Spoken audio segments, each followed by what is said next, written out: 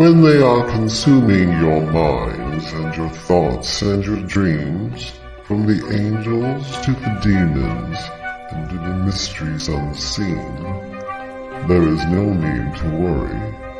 There is no need for dread.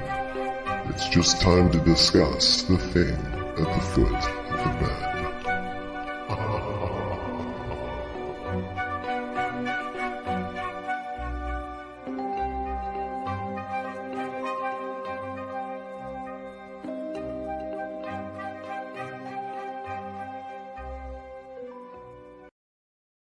Good evening, everybody. And if you're just tuning in, you are listening live to 105.3 and 107.7 out of the beautiful city of New Orleans to UFO Paranormal Radio Network, or United Public Radio Network. We just like to call it UPRN.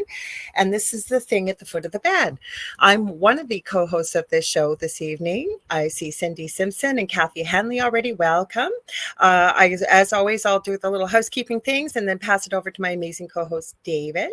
My name's Lorilei Potvin. I am a spiritual medium from Canada. I'm a crystal Reiki energy healer, Akashic Records practitioner, a spiritual teacher and mentor, budding animal communicator, well-versed in near-death experiences and the paranormal, and I'm an RN. I am also the host of my own show here. I got to be looking at my camera. I'm staring over here. Sorry, guys, if you're watching. Sorry, what was it? The Angel Rock on Monday nights from 6 to 8 p.m. Eastern Standard Time. So I hope you'll join in and tune in with me over there. Now, you see me say hello to some of the people joining us live. As you know, both my show, The Angel Rock, and this show are very audience participative. We love to involve you as part of the show, as I always say. Otherwise, David and I would just be having one of our many interesting conversations we have had off air, but we love involving you all as well. So please come and join us. Where you can do that is to head over to either UFO Paranormal Radio and United Public Radio Network on Facebook and YouTube. We're also streaming on David's YouTube channel and his Facebook group under the same name, The Spirit Experience. I'm streaming on my YouTube channel, which is The Angel Rock with Lorilei Potvin. It's also pinned to the top of my Facebook profile. We are also streaming tonight on Instagram under The Angel Rock. They don't integrate the comments over here yet. So if I don't acknowledge you, I'm sorry. I will try to pop back and forth to say hello, but feel free to come and join us over on YouTube if you want, or Facebook. Then we'll be able to see your comments. We've got Laura Hopper here. Welcome. Now, this network's been around for 25 plus years. There's something for everybody on this network. We stream multiple shows daily, 7 days a week. And when we're not streaming live, the archive server picks up things and streams randomly shows over the last 25 plus years. We always have new shows and new hosts that are joining us. So please check it out. And if you like what you see, please like, share, and subscribe, and tell your friends and your family. There was one other thing I was going to say, Dave, and it's gone out of my head. So if I remember, I will say it. But on to you, Dave. Tell them all about yourself. You will remember in probably just a moment.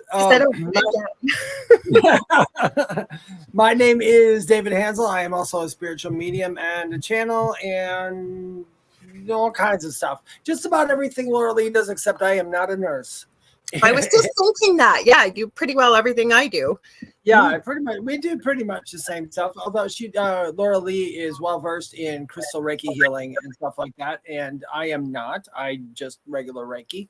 You have a massive TikTok. I've got a big old TikTok. I know. Don't tell anybody.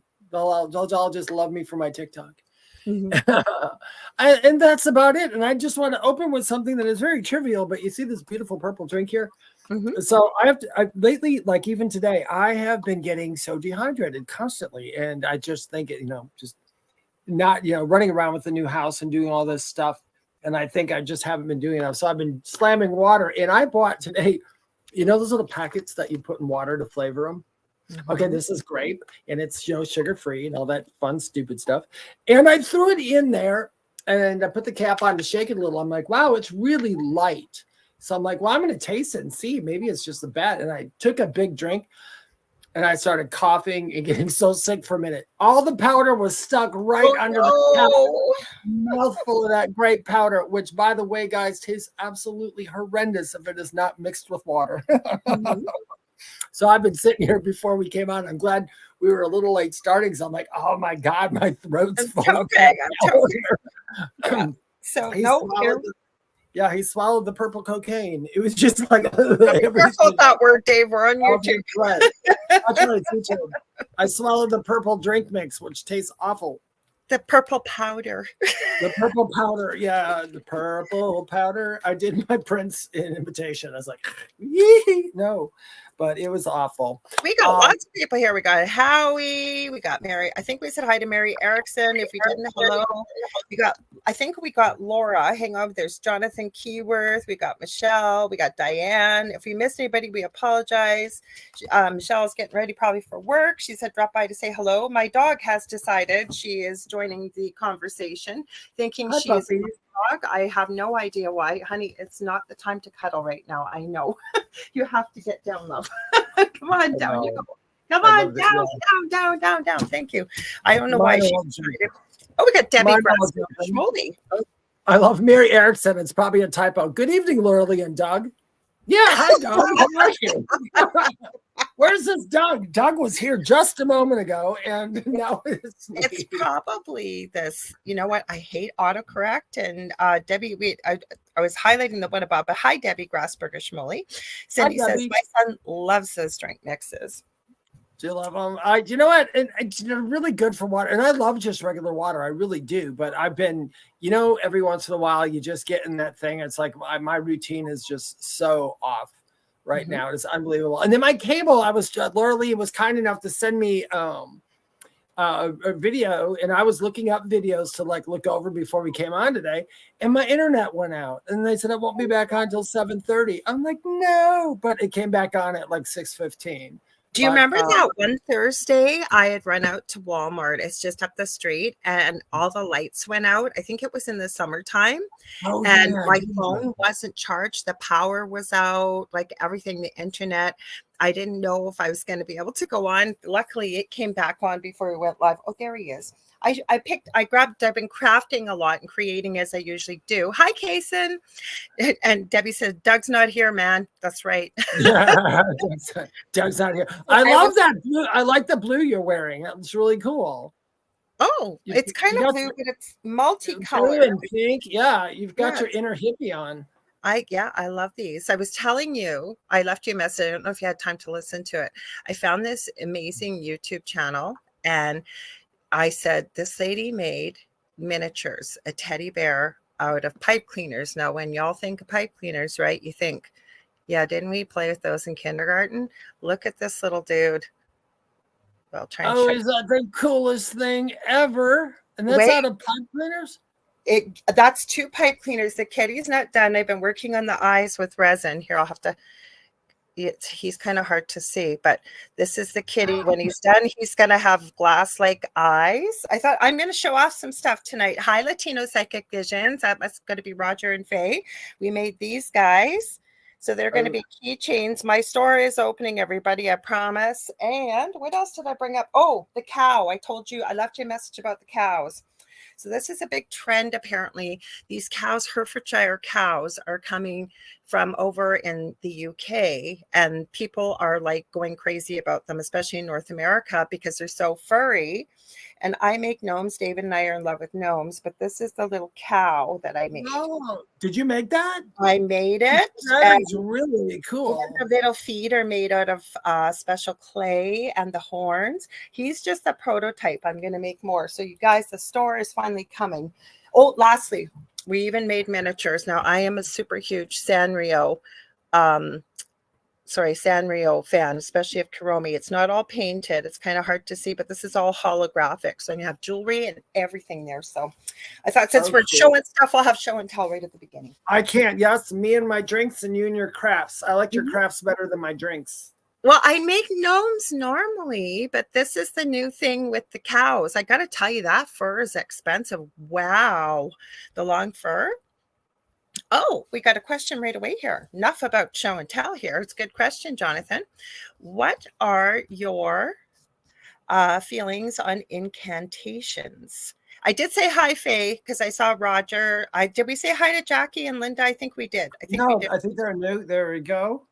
Okay, so do you want me to go first? You want to go first? Yeah, go ahead. What's that? Go ahead.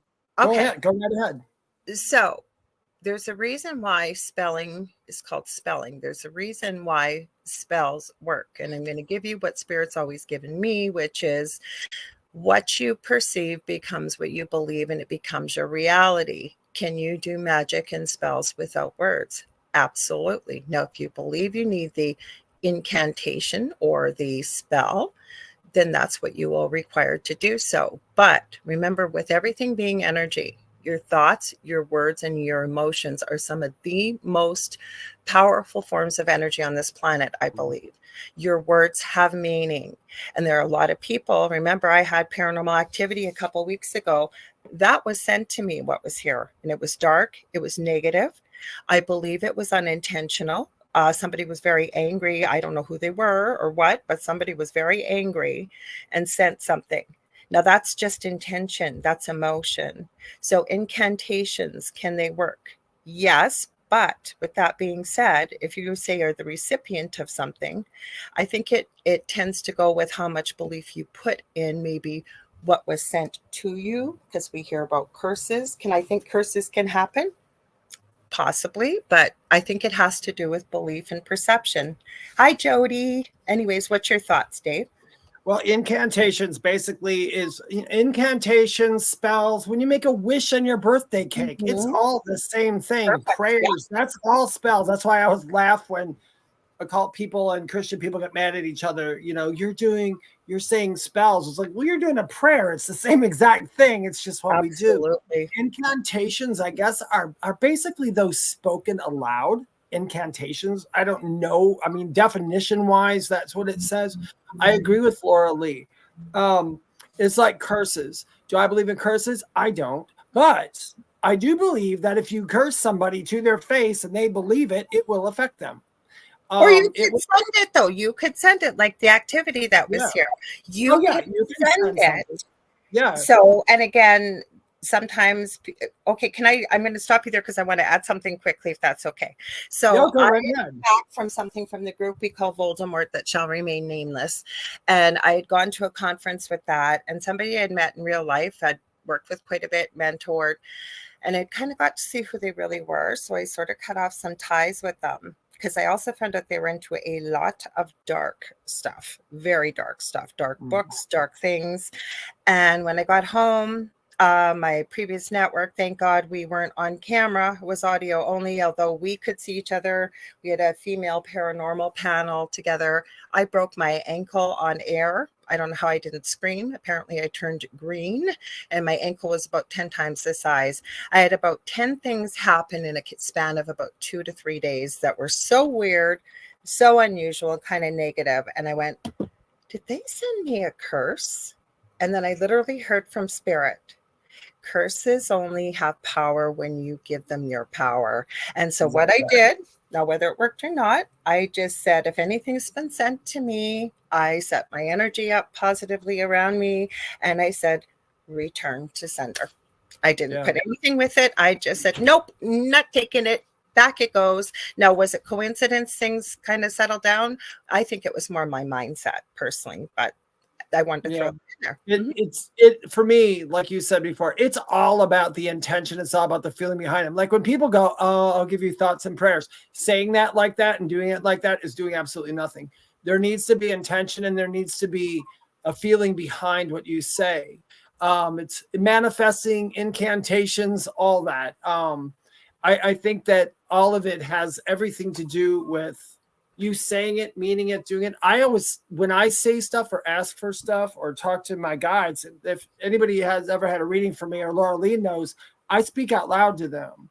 And the reason I speak out loud to them is because that's how I hear it back. They literally start having the conversation with me. If I ask in my head, I don't get much back. It's just how it works for me. But plenty of people do it silently and get things back. I just love using the spoken word. I was taught this, whether it works for everybody, that's up to you. But by using the actual vocalization of words, for me, it's using the power of your physicality you're in, because spoken word is a physical thing. Outside of this life, there's no spoken word. I mean, there's not a. I think it just adds extra energy. Yeah, it does. It's giving, what's the word I'm looking for when you're saying doing something good for somebody? It just puts a good intention. It puts a higher attention, like you said, where attention goes, energy flows. More energy, right? Like when you're working manifestation. I believe it does. That's why vision boards work. That's why no, I've completely lost the word and I should remember this. When we affirmations, when we say them out loud, when we write them, it's all the physicality of writing it out, reading it, speaking it out loud. You're just adding more energy to it. Yeah, before I do a lot of I ams. Before I do my readings, I have a ritual that I do. The first part of it is in my head. And then the second part of it is using out loud language, saying I am, and then whatever I need to say or do. I'm not sure. It works perfectly for me. Do you want to, you can tell them how to find their way over, because we'll highlight you if you come up as Facebook user. Oh, okay. If you are a Facebook user and you want us to see your name and you want everybody to know who you are, wherever you're watching this from, if you look right above the video, you will see a little blue link. Just go ahead and click on it, say yes. And when you come back, it'll let us see your name and face and everything. And if you don't want to, me and Lorilei are fine with that as well. Just put your name behind too. Yeah. So you can do whatever you like. But yeah, for me, I like the vocalization. So I think if you, like you said, you're using an incantation or a spell or a however you want to call it, to me, all those words are interchangeable. It's just. So Cindy did say this, though. Our tongue can be a weapon. Yes, it can. It can be. Yeah. I mean, more people have been hurt by words than fists. And they don't leave a mark, right? That's why a lot of us carry a lot of baggage with us, because, and think about it, all of us out there, you could get 1,000 words of, hey, you did a great job, you're amazing, and you get one troll or one person that says something negative, and we all do it. I've done it myself. What do we focus on? The negative words. No. Yeah. Now, if you can teach yourself to laugh at the negatives, it still does. It still hurts, Dave, especially when it's something personal. Oh, when it's personal, no, that's terrible. Yeah, we can laugh at it and stuff, but it can cut to the core. And Spirit just gave me the vision of there's an old Japanese proverb of taking a beautiful china plate, breaking it. There's a beautiful art of, you can put it back together with gold, right, to create it, but it's still not what it was before. That's kind of what words are. You can apologize. You can try and take them back, but once you've cut with your words, it leaves a pretty deep sometimes. Words can hurt. Words can do a whole lot of things. Trust me. I know all about that. So Howie says, spoken of intent to another, yes, cursing. Case, and I like what you said. I think all day what we are doing is incantations. Yep. We do spells all day long. There's a reason why it's called spelling, but I wanted to comment on this here. And I want to say hi to Nicole in case we missed you. Nicole, welcome. Glad to see you here. All of you, thank you for being here. Jonathan, my guides told me to do or told me one to do before my sessions. You're talking about your video and the voices are so much clearer. But I think what we're talking about here is semantics. And I'm going to say this to you. I'm not trying to create fear, but I think you got, depending on what they've asked you to say. If it's something positive and loving, to me, you can call it an incantation, you can call it a spell, you can call it a prayer, you can call it whatever you want, right? It's semantics. Yeah. But it all depends.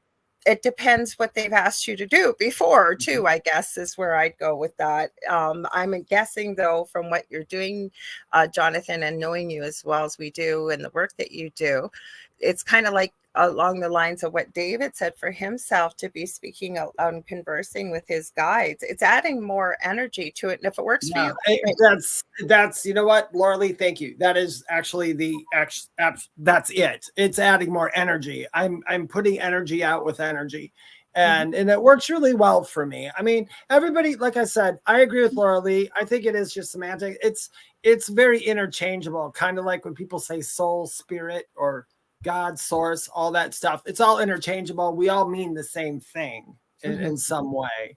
So, it's but just what you call it, right? Potato. Yeah. So you want to call it an incantation? Call it. Well, I know in Bewitched, they call it incantations.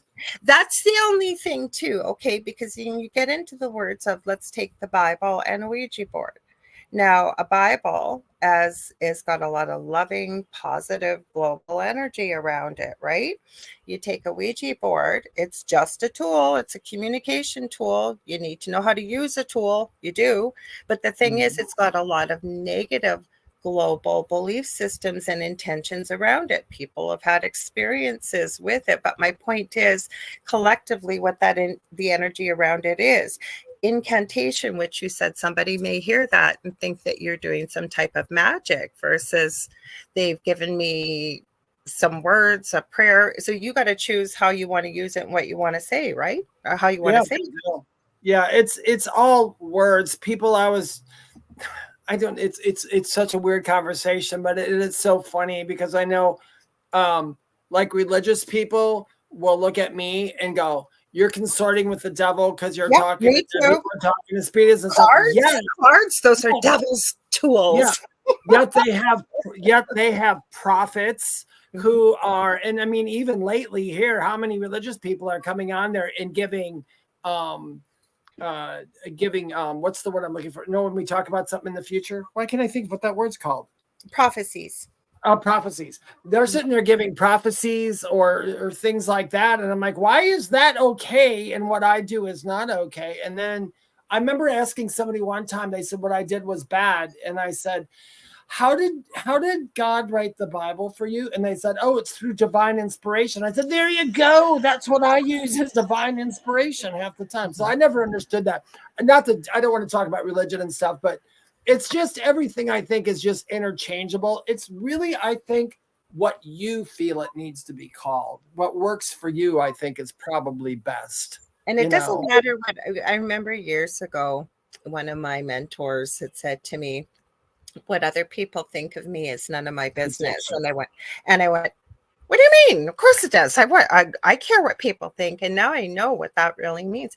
It doesn't matter what other people think. They don't live your life. They don't go through what you go through. They don't experience what you experience. So if you want to call it on a Facebook user, am I on live? You are on live, but we don't know who you are. So like David mentioned earlier, I think there's a little blue box up over top of this live. You can click.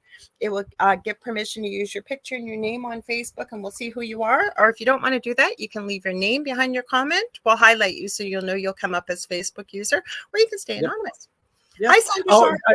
Sandra Sharp. Hi, Sandra. And by the way, predictions is what I was looking for. And the funny thing about predictions, and Sandra can probably, and anybody who's in the States here can probably tell you. So people tell me when I give a prediction, oh, what do you know? You're a false prophet and all that. But yet, lately, in the, let's say, more religious community, which is fine, I'm not bashing it, they have 1 billion people on TV all day long giving predictions to everything. So it's like, I don't know what people, It's not my job to convince people. You know what? If you want to look at it the way you want to look at what I do, exactly. So be it. It's not my job to convince you. And, recently, when you put yourself out there, and it was another mentor that said it must be mentor time tonight talking about things. And they said, if my mother used to say to me, if the devil hasn't noticed you yet, you're not shining your light bright enough. So the more you put yourself out there, the more there are people that for whatever reason will like to send some negative things or whatever, right? You see it, you'll hear it. And I always think, you know what? It's not my job to convince you. You know what? You're more than entitled to your opinion. I just don't want to hear it. So you're more than welcome to keep it to yourself. Move along. I'm not here to fight with you. I'm not here to get into drama with you. Hi, Jennifer Malik. We got Lori Greenwood, she said. Lori. We got another Facebook user. I'm not sure who you are, so you can leave your name. Or Dave, like you said, there's the blue button. Yep. Yeah, if anybody's watching from a Facebook group, in any Facebook group, if you're watching from, if you look right above the video that you're watching, you'll see a blue link or a link. And all you got to do is tap on that real quick, and it'll ask you want to give permission. You say yes, and then we can see your name. Facebook doesn't let us see you unless you give Facebook permission anymore. But they've even done that. We've had people, I think Debbie's, how many times, and Faye too, they've done it 100 times, and sometimes it works, sometimes it doesn't. So I was going to go back to Marshall's message because I thought it was kind of an interesting message. Hang on, I'm going to go back a little bit. He had said, I was talking with a nurse about my health problems, and she said several times, "You're alive." It felt like blessings. Can I just share some? I know Dave's going to share stuff about this too. What she was reminding you, and sometimes we need that reminder. Years ago, when I was trying, years, my kids were little, like my oldest is almost 30 now.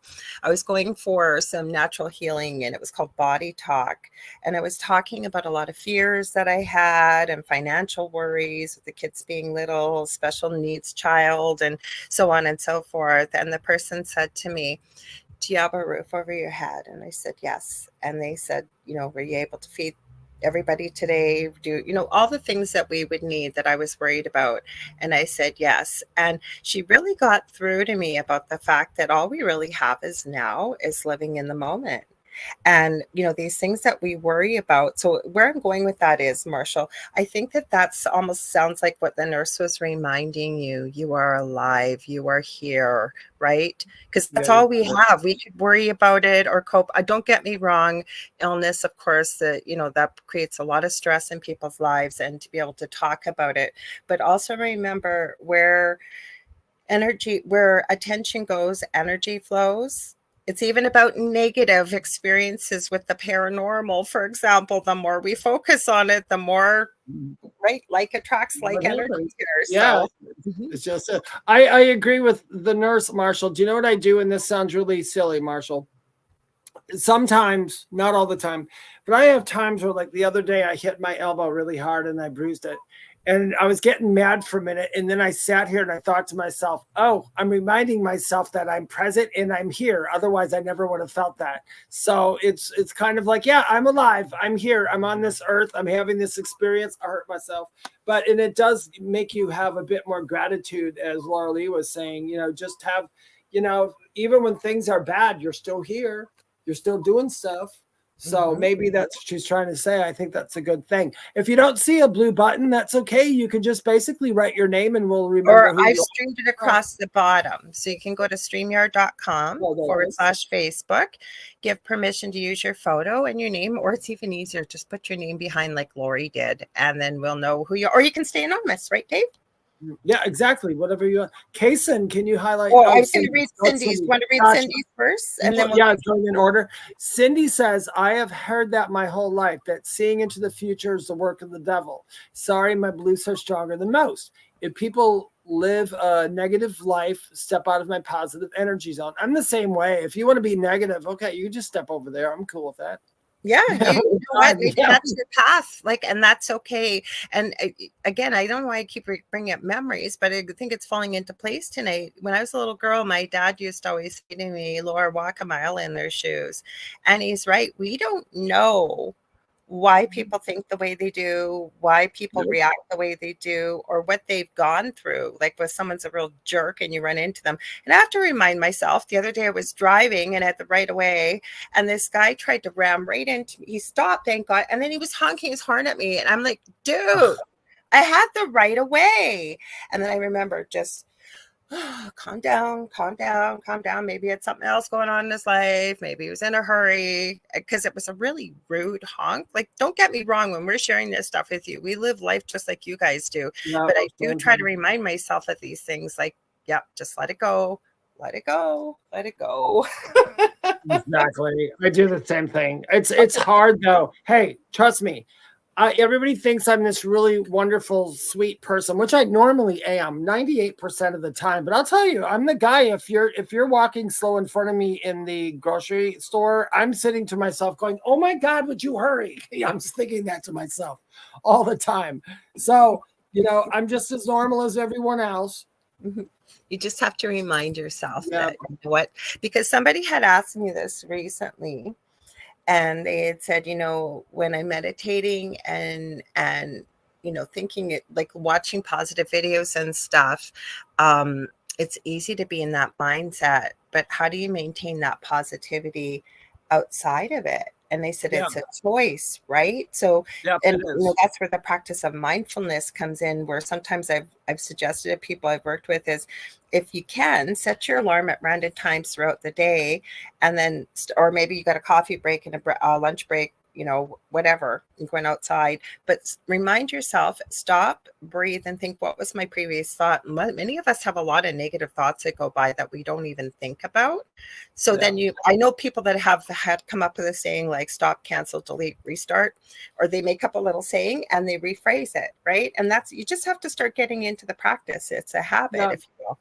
I a lot of times, if somebody makes me mad, I've got a really good habit of thinking, as soon as I get mad at somebody or somebody's mean or somebody does something, I always think to myself, I don't know what they've been through in their lifetime that made them feel like this in this moment, but it probably has absolutely nothing to do with me. So I need to shut up, and that's usually how I say that to myself. Because usually when people are mad at you at the grocery store and mad at something, it's not actually you. It's something that's going on in their life. I think we all take things personal at some points, we all do.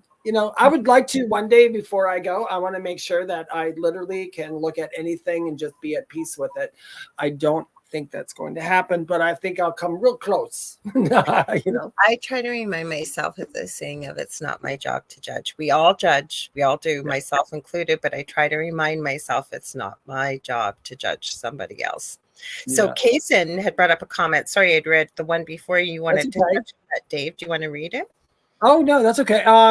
Kaysen says, guys, when you listen to music or playing engrossing video game, could that consider as some kind of meditation? Because it's some kind of meditation, but it all depends on what you're going for. Now, when I do meditations, for me, depending, and like Lorilei nodded to this, and I do that. When she does her crafting work, I am sure she is in a meditative state at some point.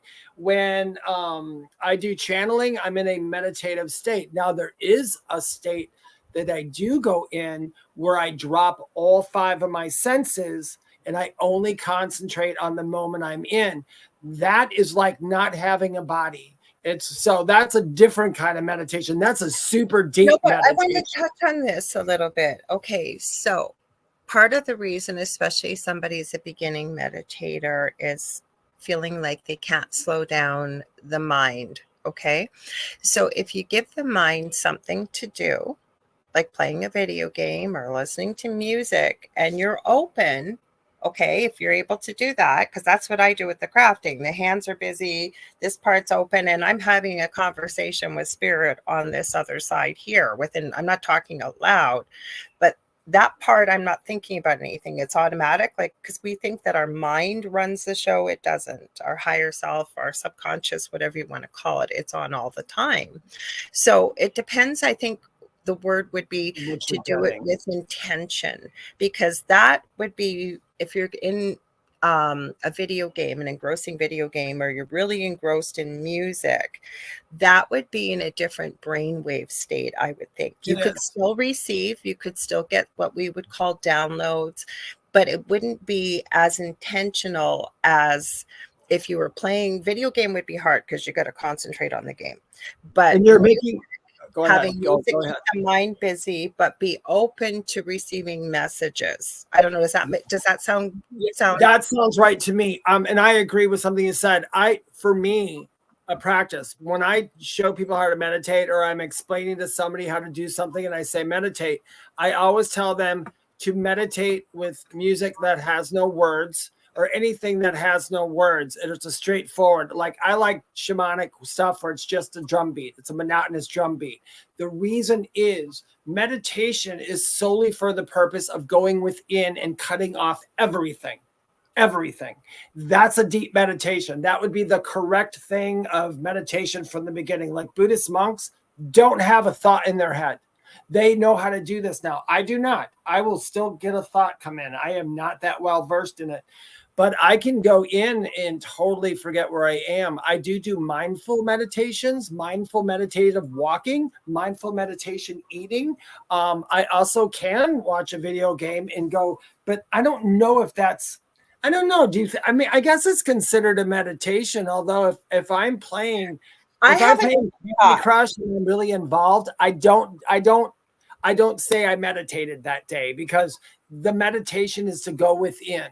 I have a different thought. And my thought is that once you know how to meditate, because I'm like super, super busy, as most of us are, I don't think you need to be sitting, and I don't think that's what you're saying. But some people, I've heard them make it sound like meditation has to be sitting on top of a mountaintop in a lotus position for hours. That I knew that's not what you're saying.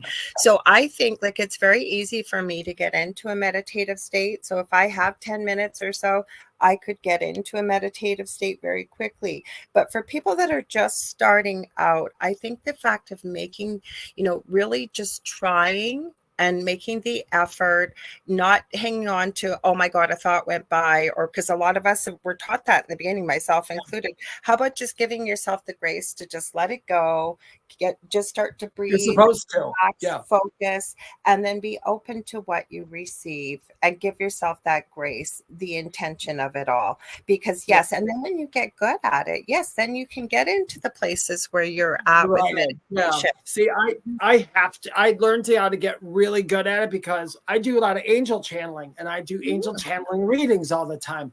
I can't do those by watching a video game or anything like that. So I've learned how to, without music, without anything, sit, close my eyes, and go so deep that I just really don't even realize where I am. Because when I start typing, I don't even really know what I'm typing. And what Lorilei said is very important and very correct. If you are somebody who has a hard time meditating because of the thoughts that go in, there's several different things you can do. You can, when you have a thought, one, quickly acknowledge it. If you don't acknowledge the thought, it's going to stay there. But if you acknowledge it and say, I find writing it down. Yeah. Right. Because what do? We go, don't forget, this has come up, and then it keeps coming up. I just write it down. Write it down. Write it down.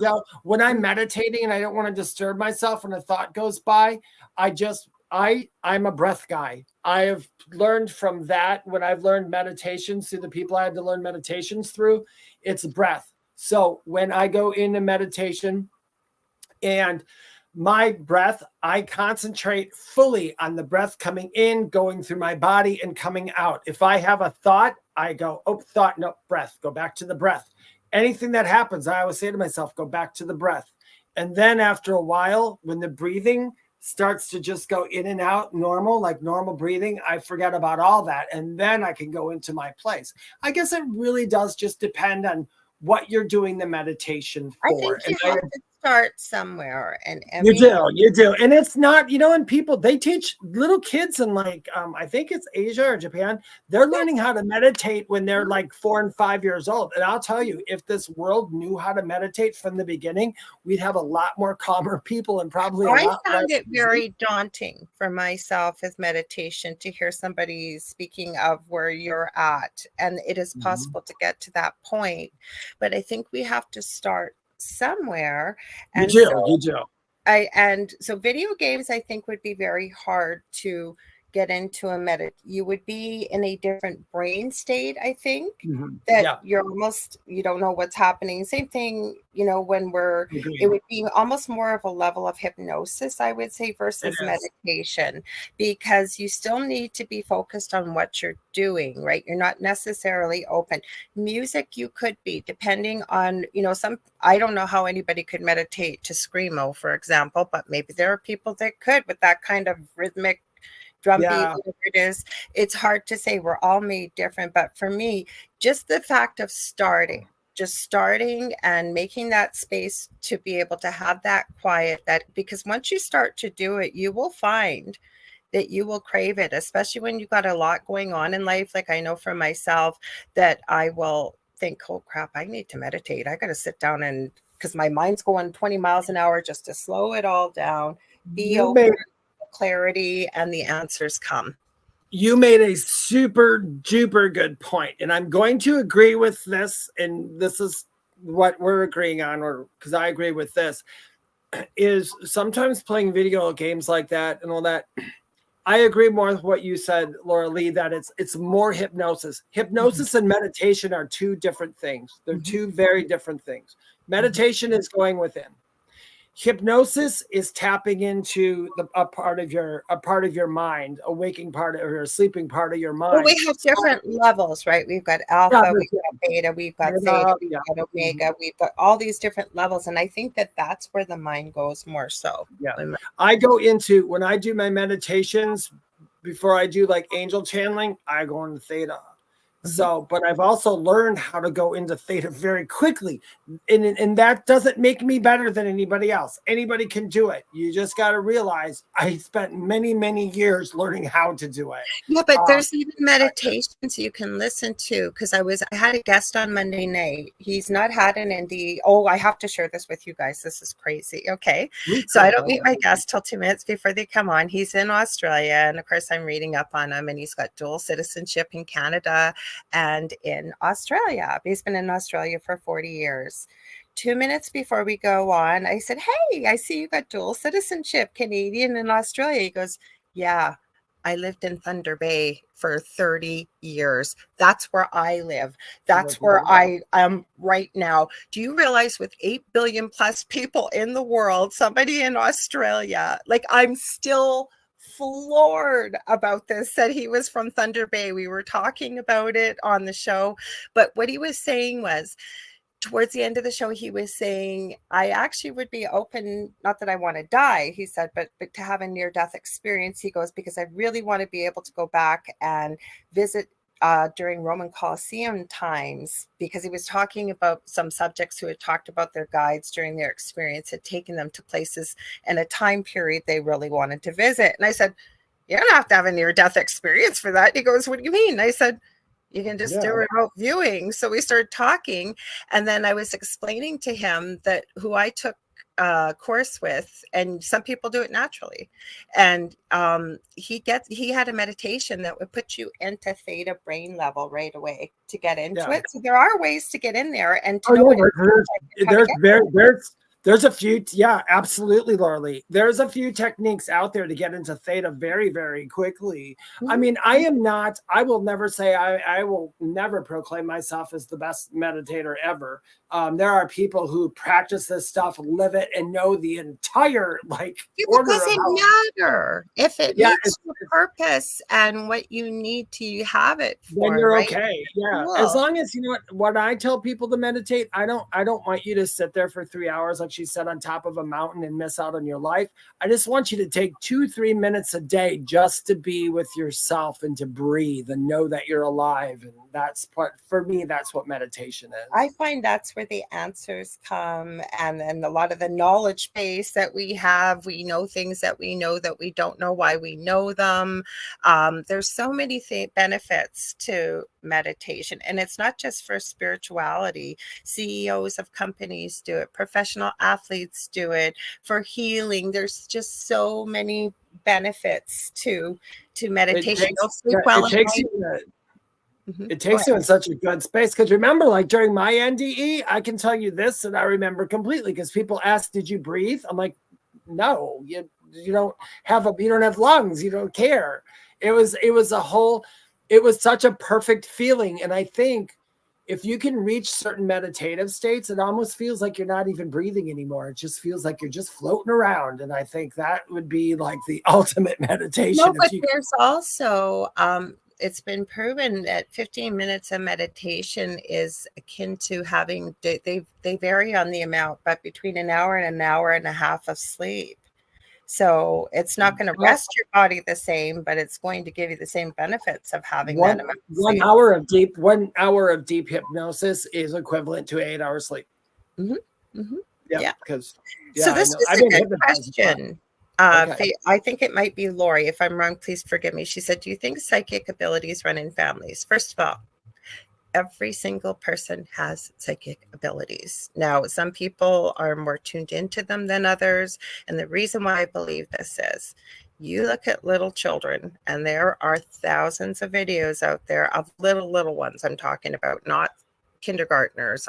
I'm talking about toddlers that can speak, and they are interacting with someone. I have seen so many where little ones never met the grandparent, and they're going, bye grandma, bye, giving kisses. I think animals can see spirit as well, right? So and if you don't believe me, what do we all say over here? At least I can say North America. I'm going to trust my gut on this one. I'm going to follow my gut.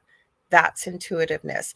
Now, speaking of psychic abilities, he's not doing as much work anymore, unfortunately, but Jenny, you'll know him, and so will Howie, Dr. Chuck Kennedy. Now, that's who I took my remote viewing course with, but he is actually mapped in the brain where he believes psychic ability is located behind the left ear. He calls it the region of psi. Okay. And he's done quite a few studies on, I know in the past about it running, they believe it's passed through the mother's mitochondrial DNA, and looking at families. So I can tell you for myself, though, like my grandmother on my dad's side apparently was very psychic, and apparently a few of my aunts are, but I'm the only one out of 150 probably cousins that is out of the spiritual closet or psychic closet. My boys are highly psychic. Is it because of maybe who I am? I don't know. Go ahead, Dave. I know you got stuff to say. I was going to say, scientifically, I get that explanation. I'm also a well believer. What Marshall Martin said is, I believe to be absolutely correct, Marshall. I do too. He says psychic abilities in families are discussed, and the focus is then applied by the other members. And that's exactly what it is. Because like Lorilei said in the beginning, every single person on this earth has psychic abilities. Just like, did you know that everybody on this earth can play an instrument? Even if you say, I'm not musically inclined, it doesn't matter. We can teach you to play something. We can teach you to do it. So everybody has that. Some people, for whatever reasons or whatever was decided, come in and it's just easier for them, because there's going to be children that come in and all of a sudden they picked up and they can play a great piano by the time they're 8 to 10. Some already know it. There's a little boy from Russia that's like 3 now, 8 months old. Oh, I've seen that with that piano. Yeah. And so it really, you're going to go bowling. Make sure you don't eat all the tuna casserole there, eh? Have fun, Sandra, at bowling. Hi, Sandra. But yeah, I believe it does run in families, but do you want to know something? I am very, very, very, very, very highly psychic. And I'm like Lorilei. There is no one in my family that I know of that talks to dead people. My mother makes fun of people what I do. Yeah. Makes absolute fun. Mm-hmm. No, does that mean because they can't do it? It's like, no, because they've never applied it. They've never applied it. If you apply it, it's going to happen. You know, some people come in like hearing the ghosts and seeing the ghosts. That happened to me as a child. So growing up, they were always there. I've had experiences my whole life, and as I've gotten older, looking back, it's like, holy crap! Oh, yeah, that's what. Okay, now I get that. Now I get that. So Howie says, yes, Chuck Kennedy is amazing. Kelly says, woo, made it. Now, Nicole, this is a good question. I've been jumping in here. I'm going to jump in because I know Dave's going to add stuff too.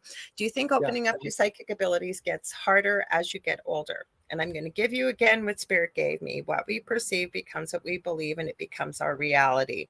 So as we get older, yes, our brains can get less pliable and what have you, and so on and so forth. But I can tell you, I've met many a person who's been older that has opened up their psychic abilities after they've retired and they've had time to do it. I can tell you, I didn't embrace my abilities and realize what it all was until we went through our paranormal experience ourselves. I've been using it my whole life.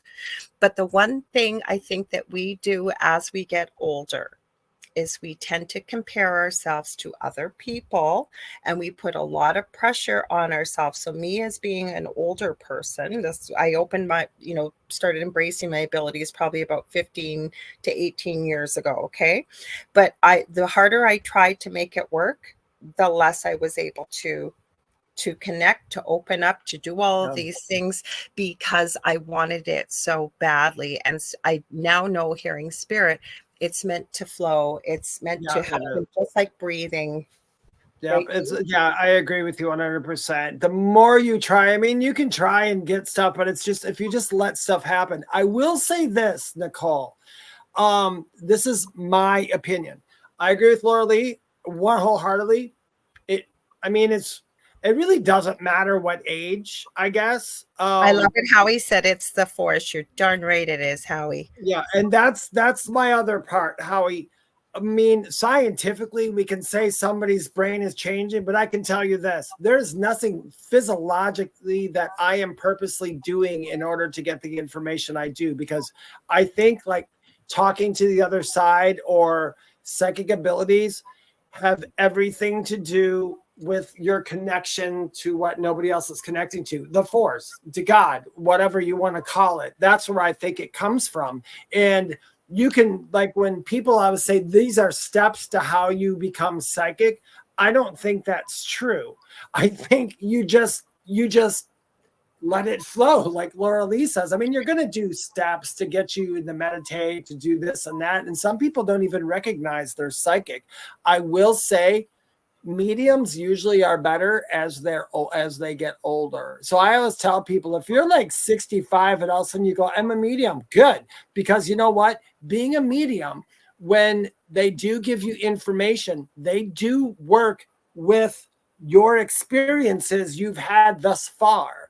So when I do readings and like there's a name involved, if that person has an easy name, I usually can pick that up right away. I'll just hear it. I'll be like, oh, okay. They'll show me a picture of somebody. I can feel it sometimes when they go through my head to see if I have a name that's close to what their name is. I can feel that files start going like that. I'm like, you're looking for a name, dude, and I don't have it, So I think our experiences and the empathy that we have throughout our lives, like Lorilei, because of the situations she's been in, she's going to be able to give a certain kind of reading that someone like me, who hasn't had that experience, we do completely different. Yeah. But that's why it's important to work with different mentors, and both of us will say that there's nothing wrong with working with mentors that you resonate with, and that you're going to learn different ways to get there. But there's one thing I want to say hi to Jacqueline over on Instagram. Love you, honey. That's one of my cousins. I love what Howie says. It's a force. Now, this is an important comment because I was going to add this anyways. Nicole, you said, I think it's also unlearning or reversing conditioning. It is, because as adults, right, what have we been taught? Most of us, I think in all the world, that if you work hard enough, you can achieve it, right? So in this arena, if you will, it's not quite that way. You have to put the work in, right? And spend the time and do the work in the way of, I think meditation is our workspace. I also believe that we have to look at the people around us. Science proves that the 5 people we spend the bulk of our time with in a day, and it doesn't have to be family, it could be work people, could be friends, we start to become very much alike. And once we start changing who we are and where we want to go with life, and you will notice this when you go on this path, people will say, you've changed. What happened to you? And then you sometimes naturally just drop away. Like sometimes relationships end because you're meant to go in 2 different directions. That's what I'm talking about, the work, right? And there's a lot of healing we all need to do as we get older. But I think it's very important. It's not unlearning or reversing. I think it's being open to it and not compare ourselves to others, because that's what we tend to do, especially for taking a class. If you are speaking about unlearning in the way that I think you're meaning, if you are a younger person and you've been introduced with this, you're probably going to have an easier time for this reason. Your belief system guides you. I always tell everybody, pretend that you're like a French press or a coffee filter.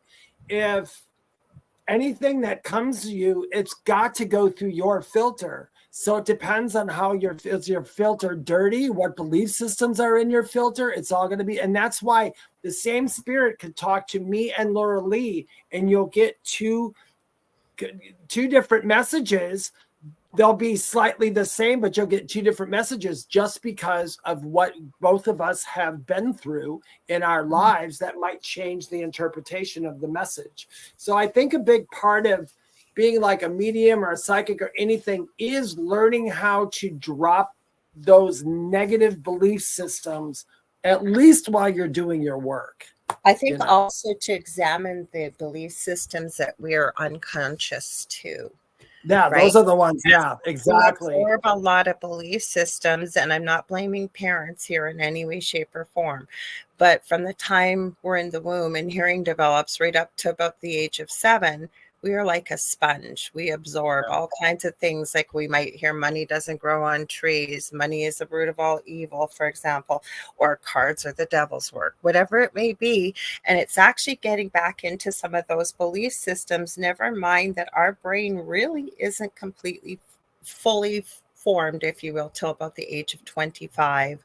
So it's really getting into those deep-rooted belief systems too, that we may not even realize that we hold as a belief system. Like if you heard your whole life about, psychics are evil, mediumship is evil, or, the devil, or whatever it is, like really looking into those belief systems and thinking, why am I hanging on to this? Why do I believe this? Is this what I really believe, or is this what I've heard my whole life? Mm-hmm. Yeah, when I grew up, and I mean, I didn't have a super religious family, but we went to church, but all I ever heard was this was bad and that was bad. But it all depends too on how we're really, I mean, it's such a weird subject and it goes all over because I came in knowing certain things. Like I came into this world, and when I was first introduced to religion, even at a very young age, and they spoke about hell, I right away said, that's not a thing. But only because I had a memory of where I came from, maybe. I don't know. I think little kids do remember. I think it was this week or last week, I was having this conversation with one of my guests, and I was thinking it's almost because we're closer to where we came from home, being young, versus not being humanized and falling into the human world as we get older. Because I think we can all do this. It is like getting back on a bike. Because I have looked at far too many little kids, including not so much even with the near-death experiences, although I would never want a child to lose their life, but it's fascinating to look at the research. But when you look at, I swear to God, I if you don't believe me, take a look for yourself and look at little children speaking to spirit. And know they are talking to someone. And a lot of times they barely have words, and they will say the name, say, of a loved one they've never met. And they're laughing and they're giggling and they're waving. And don't get me wrong, we could also get into the argument that I think there's almost a new different breed of souls coming in with where we're going with the world. But I think we can all do this. Oh yeah, I know that we all can. I can't tell you on how many people I have spoke to, and even I've told them they said something about their kid, and I went on and on and on. They said, "How did you know they're doing that?" I'm like, because we all do. I think we forget when we come in. We learn how to communicate through words, but when a baby comes in or a child comes in, if their spirit's talking to them, I mean, they're literally not saying words to them because they don't know words yet. They haven't learned them, but they know. Yeah, but they can all translate the feelings get. So when I see little kids in the crib, like cooing at just into the air and all that, I pretty much rest assured go, there's someone over there kind of giving them the what's hap before they forget everything, because we do go do a process of forgetting why we're here. And like Lorilei made a good point before, I don't know the exact thing. This is just what I've heard and read into, and I'm not quite sure myself or scientifically. But by the time we're 9 years old, we pretty much have forgotten everything from the other side if it was never given to us. So when you're not meant to maybe follow that path. You remembered. See, I remember. I'll look back and know I was talking to my guides and things that happened to me, but there was a period of time where, and what really, really nailed it for me was my roommate, one of my best friends I'd grown up with, we lived together as roommates. We'd known each other since we were 15, 16 years old. And it was years later when I'd embraced the psychic mediumship. And I thought, oh gosh, what am I going to say to her? She's going to think I'm a real weirdo. And I told her, and I've never forgotten what she said to me. She goes, that doesn't surprise me at all. And I go, what? And she goes, Laura, when we lived together, you would know things. I wouldn't know how you'd know them. You would just know it. Or you'd tell me the phone was going to ring and there was somebody, like she told me I knew all this stuff. She never said it to me in the moment, but years later. And then I realized I had been using it. I just hadn't labeled I it. realized it. Yeah, a lot of us use it. I mean, that was the same way when I was younger. I had no clue when I was a little kid what was happening. I like this question that Kelly's got. So do I, because I, if you want to go first, or I'm happy to answer it too. There's all different. Now, there's a whole lot behind this subject. You have to read it though, Dave. We got 80% of our audience is audio. Oh, I'm just giving her the heads up. I'm just giving her the heads up. There's a lot behind this subject that I'm about to read. So I'll just tell you a little of what I know. So Kelly says, when a child is scared of a certain part of your house, do you think they're just picking up on negative energy? Me personally, here's the deal. Unless I actually saw something or unless I was actually with the child, I can't make that determination.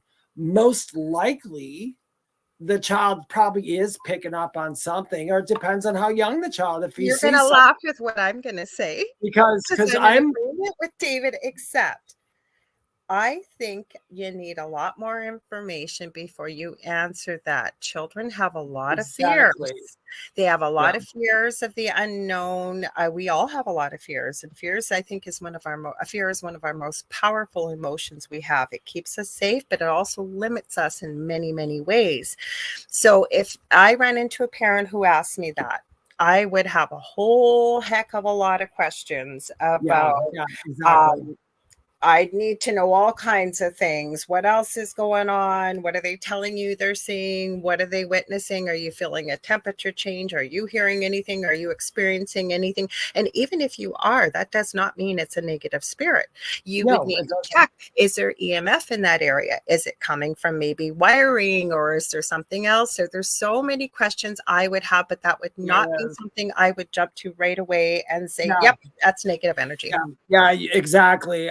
Me and Lorilei are very much in agreement on that. You need a lot of context behind that story, because you got to look. You have to support your child though, and ask them if they can tell you.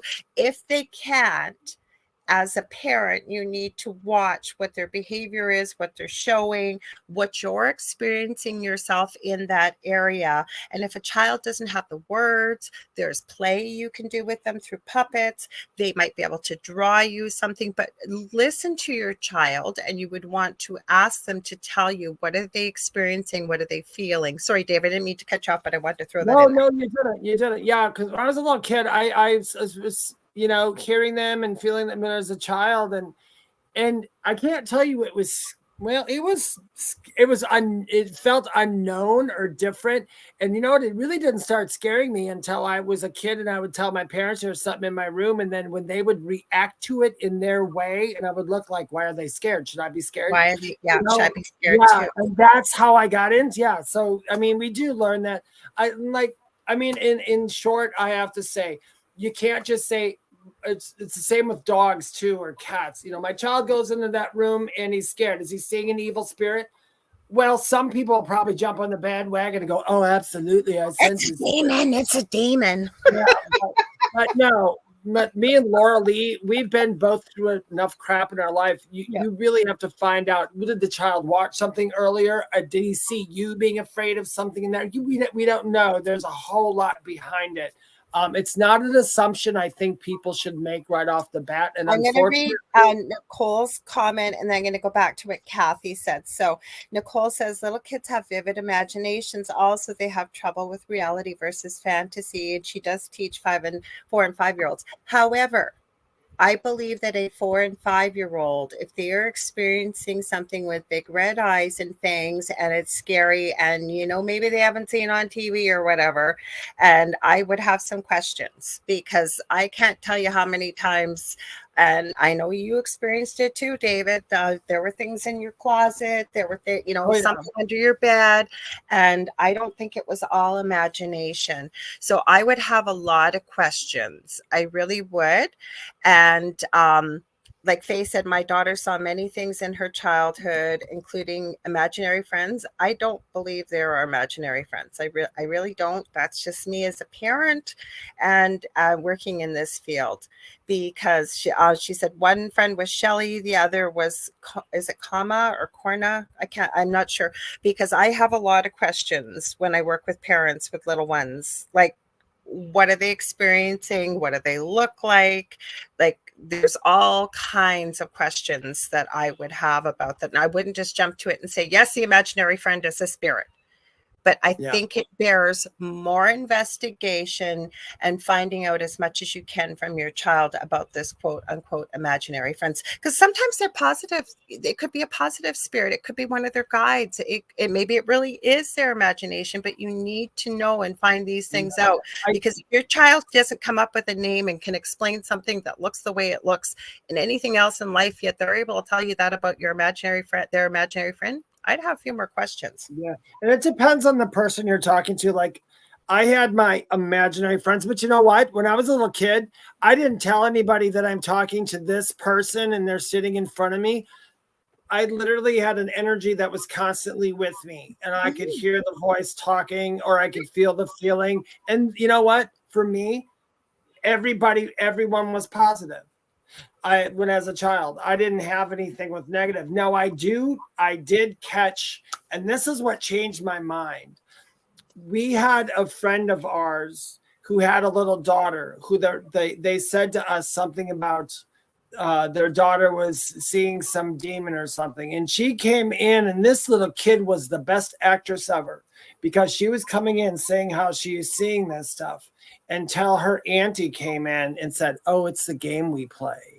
She's not seeing anything. We just go back and forth." But she was telling other adults, and other adults were falling for this. And that's, whenever, like we said before, about having context or having anything, we can't jump to what's happening. We also can't dismiss it as imagination. I love what Faye said. She said, I agree. We treated her friends like family, because that's where I think that's kind of one of the switches, that if your child can't see spirit and is expressing it, that we tend to turn it off because we tell them it's an imaginary friend. It's all your imagination. And again, I'm not saying to indulge them, but there's a lot of questions. Like you say, you found out that it's the aunt playing a game.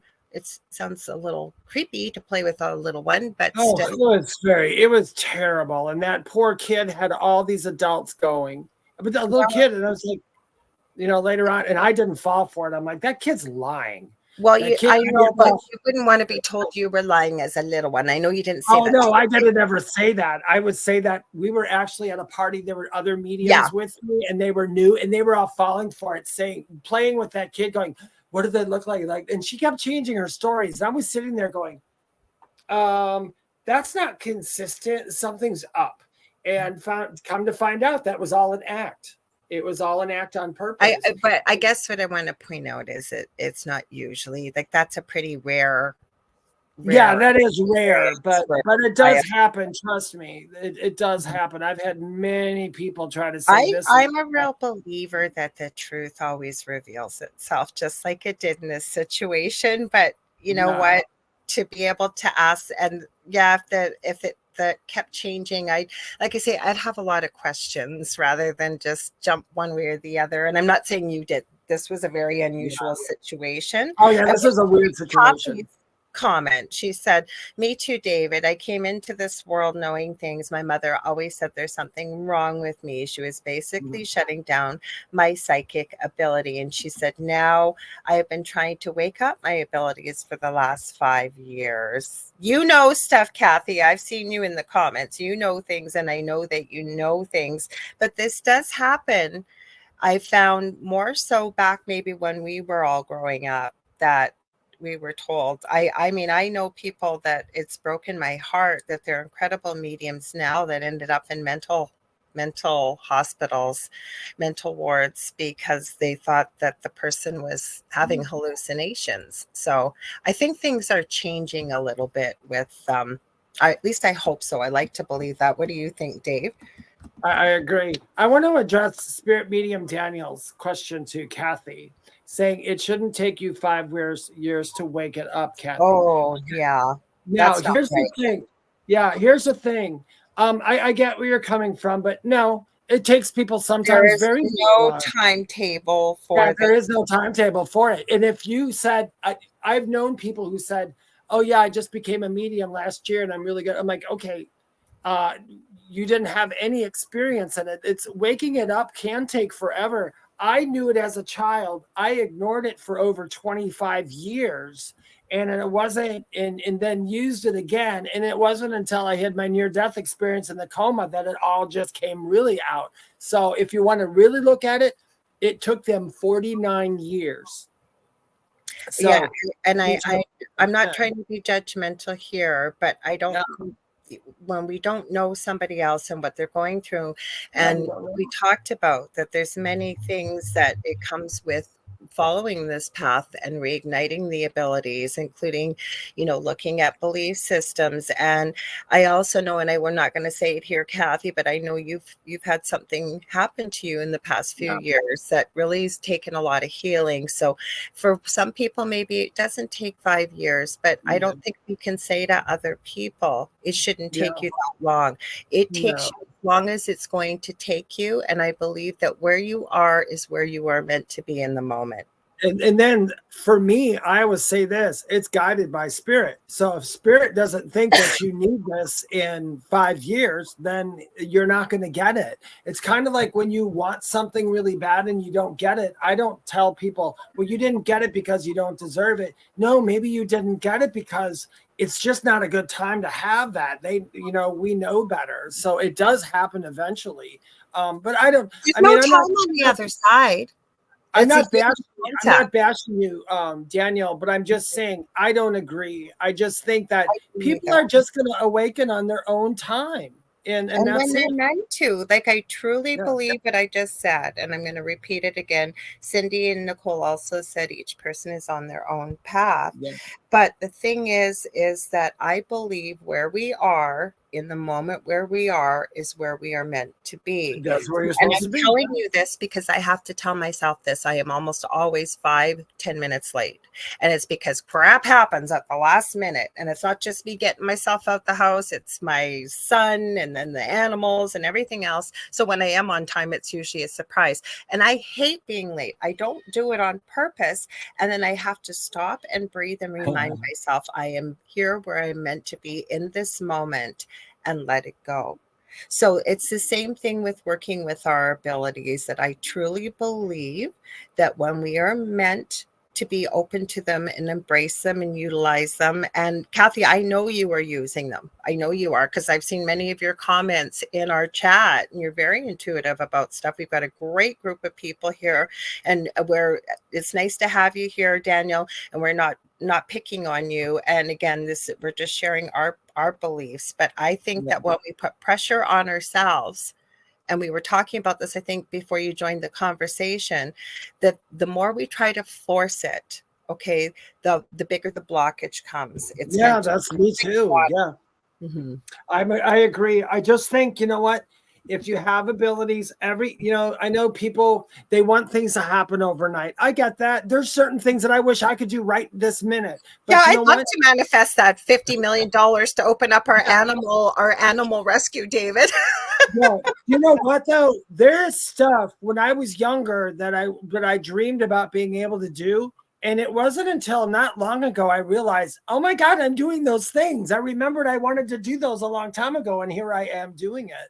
So, I mean, things happen. You know what? When you are ready for something to happen, it's going to happen. You just let it happen when it does. Okay, so Howie said, may I ask you guys, we're an open book. We involve you. And favorite, while we're waiting for him to type it, and everybody's typing, you guys are on my path. So Howie says, do either of you feel something may be taking place in the spring near Easter? Yes, I do. I do. What about you, Dave? I know a whole lot of things that are happening this year that I feel. It depends on what context you're talking about. April I believe 8th, we have a massive, God, my brain just went blank. Sun passing in front of the moon, eclipse. We have a massive eclipse coming. I think we have a big energy shift coming. I tend to try to focus on the positive because, plus the other thing we have to think about, right? Regardless of what your perspective is that I don't think we're going to shift it or change it a lot, right? And I tend to try to focus on more, let's think about a positive shift. Let's 2024, I believe, is the beginning of contact. Is the beginning of real big contact. But it won't be for everybody. Listen, it all depends on now my belief system is that we're constantly going through dimensions. We're constantly. So your perception is all on you. So it really does depend on where you are. I, like Lorilei, I don't delve on the negative things. I want to delve on the positive things happening. And that's the world you're going to end up being in, really, because wherever you see yourself is where you're going to be. I do believe that it's spring. I also do agree. In April, there's something happening and it's influenced, and I don't know what it is. I'm smiling for a reason, because I came across a video today, them talking about a 30-foot alien that supposedly they're supposed to be talking about disclosure with. That's why I was laughing. I didn't even bring it up with you. Oh, yeah. There is just, I don't know if it's a 30-foot. The contact, I believe, is happening. Daniel, all I'm going to say to you is you're entitled to your opinion. I'm not going to read the comments, but I don't think that we, in this community here, we don't judge one another. So you're entitled to what you believe. Okay. And that may be your belief system, but we're not going to put that on other people, because I really do believe that we are meant where we are supposed to be in the moment that we are.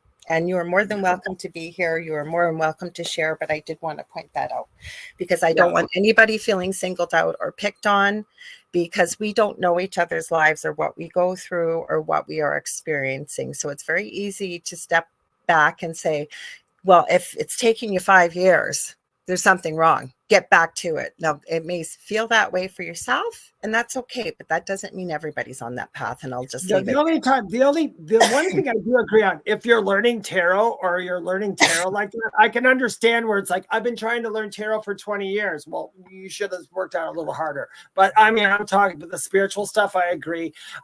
We're just, we're not bashing you, Daniel, but we found throughout all the years, just talking to people and who we are and what we do, people just go at their own pace, and that's it.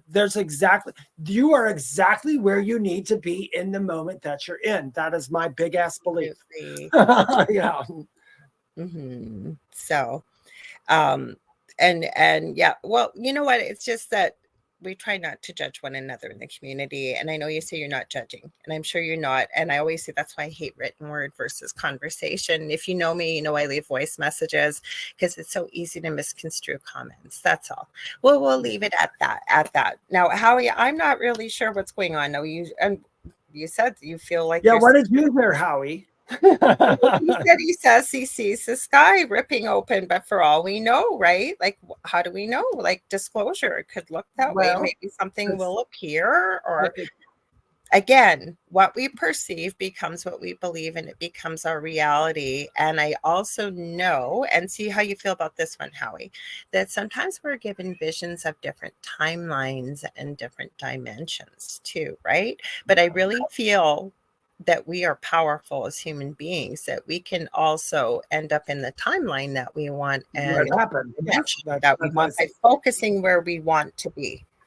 If we talked about if we were in the same timeline now with the skies ripping open, I can see what you say. I do believe this is the beginning of something's coming. Although the initial contact or the entire world knows of everything, it's between 5 and 7 years. I gotta go let socks out. Sorry, he's blinking, I love you, Mom, with the blink and meowing. He's got the quietest meow. So go ahead. I'm right here. I just gotta open the door for him. Hang on. Okay, go ahead, sweetie. Go ahead. Yeah. Yeah, I guess it really does depend. I mean, there's so much behind all this. I mean, I'm one of these people that go, God, I wish they would hurry up and get here, because I mean, if you look at it this way, I saw my first alien when I was like 4 or 5 years old. So I've had this always knowing that they were there, and I went through my entire life. I tell you, I told Lorilei, and I laugh about this. In 2017, where they finally started talking about with the government and all that, I literally was walking around to people going, in your face, in your face. I told you all my life that they were But here. doesn't matter. Do we have to be right? Yeah, but it doesn't We matter. have to be right. Like I Well, think. it was no. Well, listen, for that, it felt good. It felt good because you got to remember, between 5 years old and 2017, I was told I was crazy whenever this was up. So now that they're forced to know, but when they're going to get here, who knows? I think what Mary's sharing here, I love it. She says, one of the best things I was told to me by a Sioux teacher, when the student is ready, the teacher will appear. And she said, this has been true for me. I think it's true for a lot of us. And then I like what Nicole has shared here. I received visions of an event that was happening in January. It didn't happen. So things changed, and it just didn't happen in this dimension. I agree. I can tell you, I've mentioned this before. I work with two very close friends with spirit. We're all in different time zones. We were asked to meet in a meditation at the same time, like 5 a.m. for two of us. One was 2 a.m. And we were asked to do this. It was a positive meditation, focusing positive energy. We weren't really sure what it was for. And we searched the papers looking for what was this supposed to stop. And it wasn't just us, because there's many light workers working on this type of thing. We never saw it. And I don't think we were ever meant to know. And if anything, we just put some positive energy out into the ethers, if you will, right? The world can always use more. Positive. Yeah, that's the best thing to do. It really, in a nutshell, as long as if the world was a lot more positive place, I think it would all start happening faster. But we are getting there. I think we're getting there. And I think, I saw what he said, and I had heard that from Bashar as well. And well, we got to read. I was on. Can you read it, Dave? Yeah, he said, Bashar says we're constantly changing timelines every second. Thoughts? No, that's true. I mean, that's been said for hundreds of years. I think you got to tell people who Bashar is, because remember, we go to every country in the world, and they may not know. Bashar is channeled by Daryl Anka. I believe it's Daryl Anka, and Bashar has some really wonderful things to say about things. And you know what? Amazing. A lot of and there are things in back in the Kabbalion and Hermetics and everything that talk about switching timelines. We've been switching timelines. That's I mean, I don't want to say it. That was going to make me sound like such a jerk when I said it's not new information, but it is new information to most people, even to myself. I mean, I didn't know that for years and years and stuff until I started researching and looking into it. But it's a consensus that's true. We are constantly switching timelines because of the fact. But the funny thing about switching timelines is that timelines are all in the same moment. That's what really freaks me out to this day. But I think that if they weren't, then there's many things that could happen. First of all, you could create a paradox. You could freak yourself out if they weren't in the same time, and you actually were not you, like the global you is aware of, oh my God, I'm in a different timeline, a different time dimension. I really believe as human beings that we are so much more powerful, incredibly, not from an egotistical sense, but that we are capable of so many things we've been told that we can't do, including switching timelines and telepathy and telekinesis. And, I'll bet you if we really wanted to, and we've been told since birth, all of us, we could levitate, we probably could levitate. Who knows? Maybe we could fly. We'll never know, right? Because we're living in this dense place where we've been told as a little one, for example, and I'm not pointing any fingers, it's just an example, that imaginary friends are in your imagination, or things. There's something wrong with you because you know things. You're crazy. There's something wrong with you. If we didn't have that mindset, imagine where we would be as a species, right? We would be in a completely different place. Now, Howie, I wanted to address this. So you said also had the vision, yes, last year, and I've been listening to spirits of something coming and we need to take warning, perhaps just being sightful. Okay, so let's put it out there for a sec so we don't create any fear with this. And I know that's not your purpose. This is a purpose just for discussion. Yes, I have been receiving the same, but I think we have to look at it this way. What are we all really going to do about it anyways? Right? So to me, my thing is try to focus on the positive, and I'm not telling anybody else how to live it, but see if it resonates. To focus on the positive, to focus on what we want to see, yes, possibly to be sightful or mindful, but what we're going to do when we put these type of words out there, we are creating fear for other people to see this that don't know what's coming, the fear of the unknown. A lot of people are afraid of death. A lot of people are afraid of everything. We go on forever. I truly believe this. So I don't know how we could switch it, is what I'm saying, to happen, to focus on it. I'm keeping it in the back of my mind, but I don't really know what the heck we do about it anyways, even if there really was something coming. I don't know. Does that make sense? It does. I personally, I don't have anything. I don't have one bad fear or thought about anything that's coming, that's happening. I just don't. But that's just me. That's just how my mind works and how my filter works. But I just don't have anything whatsoever. I can't tell you one thing in my head that's happening to as a collective to this earth that's going to hurt anything. And what Lorilei said, which I agree with, even if there was, what can you do about it? Nothing. Just enjoy it. Enjoy the experience, because that's true. I'm not trying to be fatalist, but we could all step off the curb tomorrow and get hit by a bus. That's true. Yeah, I might drop my grapefruit juice on my phone here and electrocute myself right after the show. I probably most likely won't, but I don't. I was just talking to one of my clients today when I was we were talking about stuff, and I said we're talking about what if you were told that the world's going to end tomorrow? What would you do? I'm like, I'd go home and play with my cats until tomorrow, because what are you going to do? Well, no, but people get asked that question, right? And I've been asked it myself. If you were told that you only had 24 hours to live, what would you do with your life? And the thing is, none of us are promised that we have years. So if you think about it, like, I mean, obviously you're not going to go up and max up your credit cards or something. I mean, I've heard people say that, but why not do the things that you're putting off? When you say, if you were told you only had 24 hours to live, what would you do? Why not do it every day? Like, I'm not trying to be like I'm living in the clouds and there's rainbows and unicorns and everything, but seriously, in all reality, and how we did, I like what Nicole said. I'll stop talking just a sec. David says, the husband says, pay attention rather than be careful. Hi, Julie Jean Bassett, welcome. And then Howie says, agree. We have the ability to manifest this issue. This is why I do not speak of this in open, just those who are like me. I agree, but does that make sense too? Right? It does. It makes absolute sense. Yeah. No, but I mean, focus on what we have in front of us right now. Actually, I mean, if you really want to get technical, everybody that you talk to now, everybody you know now is a reflection of what you need to see in them. So two people don't see the same person the same. One person could say that person's evil. Another person will say, well, they've never been evil to me. They're just fine. I don't know what you're seeing. Car accident and having 20 witnesses. None of them will tell you the same story identically. Yeah, none of them will. So your life is literally in your head.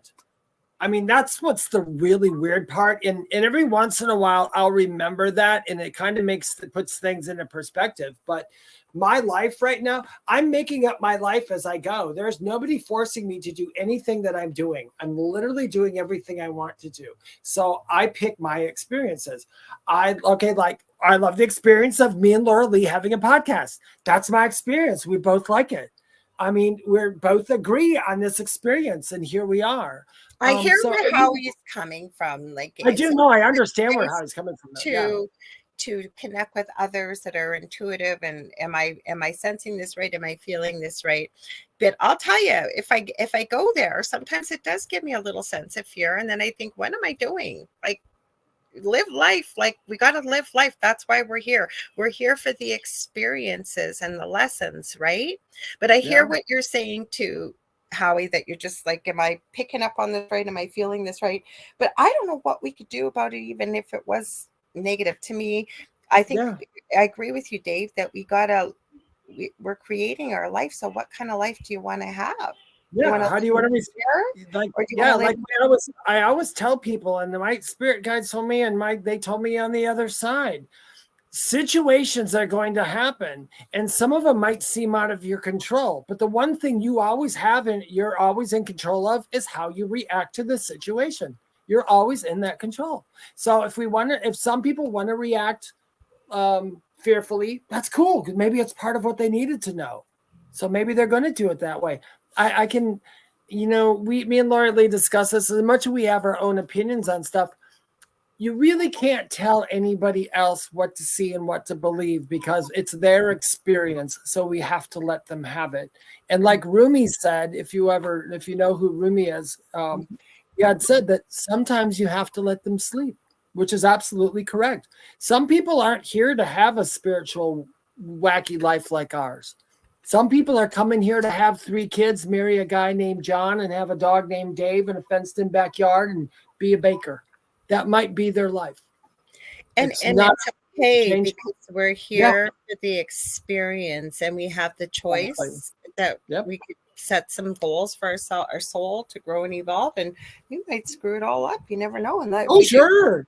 But we do create our own lives. We do, as much as we don't want to look at that, and including I do hear what Howie is saying. I do, with the fact that because we live in a duality, right? Yep.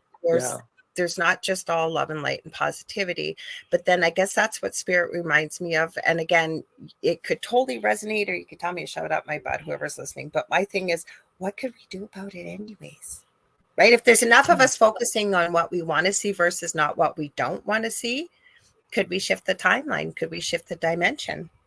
Exactly. I love Kaysen. Kaysen said, I hate that kind of normal life. I am with you, Kaysen. The more wacky, screwed up my life is, the more fun I have. Some people, that's what, think about it. We've all met that. Yeah. No judgment, but they know nothing outside of their backyard.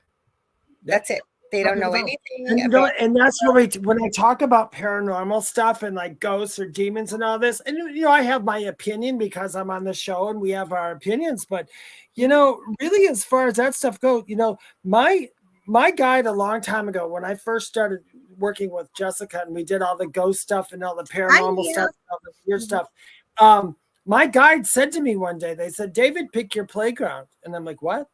They're like, you can play wherever you want to play. If you want to play in that playground, you're going to see all kinds of stuff. But if you don't want to play in that playground, play in this playground, and you'll see a lot of different stuff. So I'm like, oh, I get it. So I understand. I love that. People who see stuff, it's like, I can't say you're not seeing it. But if you ask me from my perspective, if it's real, I'm going to say no, but only because I'm not playing in that playground. It's not because it's not real to you. It's because I'm playing next door in that playground, So Neil says, hi, guys. Long time no see. Hi. Good to see you, Neil. Yeah, we haven't seen you in a while. You guys, we get so in depth in this. We're not at the end yet, but we're getting there. But we're supposed to do it at the top of the hour, and I got so in depth here. Just always flies. The fastest 2 hours I have, my week, I swear.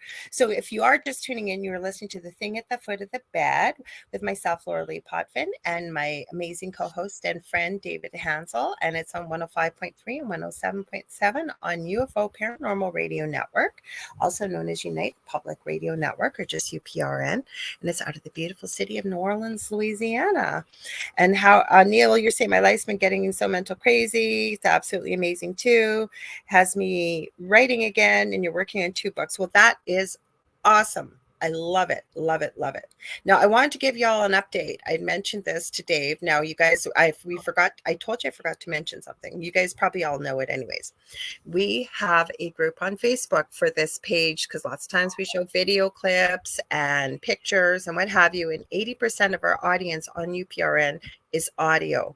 So we do have the group. It's called The Thing at the Foot of the Bed group. So I posted last Friday. You guys know I love the Foreman brothers with Paranormal Nightmare. They used to be called Living Dead Paranormal. And they had gone to TikTok sensation. It went viral. It was called Magical Poltergeist, and they got crazy stuff going on in that story, okay? So they went in there, they got some stuff. They said they hadn't seen the EMF as high anywhere as they had at this house. I think they were able to debunk that it wasn't coming from wires or anything like that. They got some activity, but nothing crazy like you're seeing on the videos. Then, hi, Carmel. Then I saw a video update from Josh today, one of the Foreman brothers. And he had said they received a lot of flack. Why did you go to this house? Why were you there? The whole bit. So I was really shocked by his answer. And Dave, we talked about this update I was saying I was going to mention, is that the reason why they went, they were 100% convinced that a lot of the crazy paranormal stuff they are seeing on that channel on TikTok, Magical Paranormal, a Poltergeist, has been faked. Absolutely. I did not see, because normally on Saturday nights when they're filming something, they will film live so you can see what's going on. You can experience the activity. And I believe they were live. I didn't see it. But in this update today, he said the reason why they went, they got thousands of requests to go and see this family. Then somebody close to them messaged them and said, would you be willing to check it out? And they said, have the family contact us. But the reason why they went, and I have a lot of respect for this, they knew a lot of this stuff was being faked, but this family is delving into a lot of negative things. There are small children in that home. She was pregnant with a baby. So they had this horrible black chair with Baphomet on it and 666 and an altar to Baphomet and all this satanic stuff. And they said the reason why they went, they said, you focus on something negative long enough, you're going to start pulling some negative energy in. So they went for the kids. And so I wanted to update you guys on that, because I still think that's a very noble thing. And he made it very clear. We can't force people what to think or what to see or what to say or how they choose to live their lives. All we can do, we went in, we blessed the house, we investigated, and we shared with them that you may want to kind of gravitate away from some of this negative stuff. You do have little ones around you. So I thought and that's unfortunate that people do that. I mean, I know I was watching, I don't even know where I'm going with this, but I'm laughing. I laugh about a lot of stuff. There's some people in the paranormal world that I have so much respect for. So like your friends who do stuff because they want to help people, and that's why they're doing it. Or for people who go out there and going, I love this kind of life, and I'm trying to prove to people and validate there's life after death and so on and so forth. But then you have those crazy people that just invoke fear. I want to see, you know what, Lorilei, I want to see a ghost show where people are going into houses and getting stuff, and it's not always negative. I have the show for you. I have the show for you that you just asked that. The Paranormal Files, Monday night show. They went to a bed and breakfast. Even the woman that bought it, that had put all this money and loving attention into this historical building, and she's turning it into a bed and breakfast. She was very clear. She said, I really don't pick up anything negative. I have to tell y'all on YouTube, check it out. Colin Browen, his mom, Mary Browen, his dad, Jeff Browen, or Papa Spooks, and his brother-in-law were in there, Connor. Some of the most intelligent communication I have ever seen. And I don't think those guys have laughed so much. These spirits were so funny and so hilarious. And they kept saying that Papa Spooks, or the dad, and he's a nice looking guy too, that Jeff was creepy. And they were just messing with them. They were having so much fun. And even these guys said, we go to some really dark, very haunted, notoriously haunted places, and we want to start doing something more like this. Exactly what you asked for. Yeah, I think that's needed, because everybody tries to sell fear. And I was laughing my butt off. They were laughing their butts off. It was so positive. And then the communication was so intelligent. So intelligent, so like, can you tell me if this is Astrid or Greta here? Hadn't even finished what, and he was saying 1 ring for Astrid, 2 for Greta, because there was a lot of women that had been in this house. It had to do with the Eastern Star. It was like a rest home for them. Anyways, before he even got out of his mouth, ding on the bell right in front of them. Like, just so many phrases through the ghost boxes. It was mind blowing. Yeah, I think that's what it should. You know what? If people did do that in I mean, I know I get there's stuff out there that's scary to people. I get that. There is. But if there's people who concentrated on, there's no fear behind it. You know how many people that I talk to, and if I talk, I'll say, "Do you believe in ghosts?" They'll be like, "Oh no, those things are scary." That's the first thing that come out of their mouth. But then I ask them, I'm like, "Have you ever encountered a ghost?" "No, and I don't want to." How do you know that? Because I've encountered ghosts that, okay, I didn't really care for the energy, but I've also talked to ones that were just had wonderful stories. Well, Neil says, check out Ghost Theory. These two are as honest and investigating as they come, and they find some really awesome activity. And these two are naturally hilarious together. They always try to debunk activity before concluding that maybe it's paranormal. David and I both love that because we don't just jump to it. I got to find the name. I'm going to post it in the group for us, guys, but the name of the video. Oh, go ahead. While you're getting that, can I tell them about the 200 people? Okay, well, let me just, I got it right here, and then you go ahead, because I forgot to. I knew you were going to do it. I forgot to. Yeah. Okay, so I'm going to post this. It's on YouTube under the Paranormal Files, and it says the most haunted house in New England. They've got scary paranormal, but it's not. I'm telling you, you guys will be laughing. It was amazing. Go for it, Dave. Yeah, because this... me and Lorilei, if you know, for the past over a year, we try to say something together at the same time. It's very difficult for us to get it packed because we're on a delay. Both of us are. We haven't given up on it. No, but we're getting better. So here's the deal, you guys. So anybody who's listening, go to Facebook and join the Thing at the Foot of the Bed with Lorilei Potvin and David Hanzel. Join that. Once we have 200 people in there, we will once in a while start going live in there and doing some card readings and readings for you guys. Free of charge. Yeah, free of charge. No, you don't need. If you're in the group, it is totally free. We'll do mini readings just like I do on TikTok or stuff like that. So once we have 200 people in there, we'll start doing that. So just to give you that heads up. And it's an incentive for you guys to go join the freaking group. Okay. Yes, and just so you know, y'all, sometimes we David always gets the most hilarious things to share. Other people have shared them. Nicole, if you're an oldie moldy or OG, I shouldn't say oldie moldy, that's disrespectful. You're an OG, part of our spooky betters, I guess, whatever you want to call us. We have a joke, and it has to do with Kevin Bacon in Friday the 13th and what's in his Speedo. And so it was Nicole that came up with a thong at the end of the bed. She's even photoshopped it.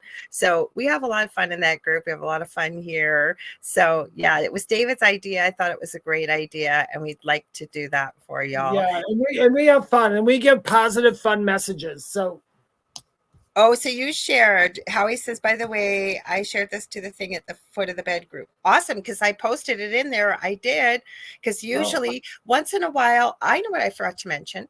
The network, by the way, has their own TV channel. So I knew it, and it went out of my head. We have a Roku channel, by the way, you guys. If you want to find it, you can type in UFO space P as in paranormal.